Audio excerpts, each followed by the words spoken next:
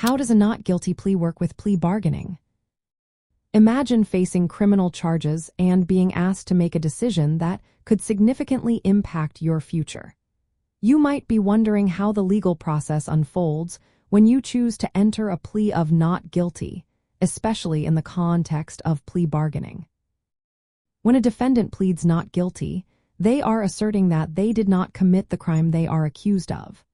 This plea sets the stage for a trial, where evidence is presented, and a judge or jury determines guilt or innocence.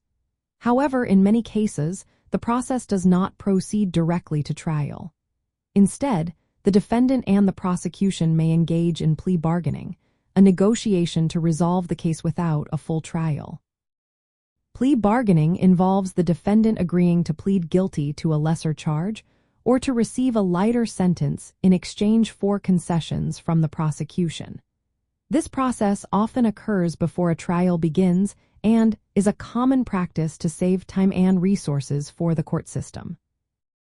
In situations where a defendant initially pleads not guilty, the prosecution may approach the defense with a plea offer.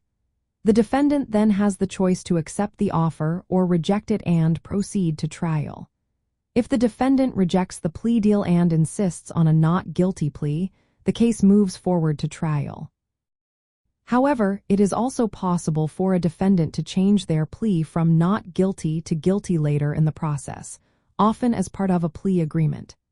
This change can happen after negotiations, and it typically results in the defendant receiving a more lenient sentence than if they were convicted after a trial.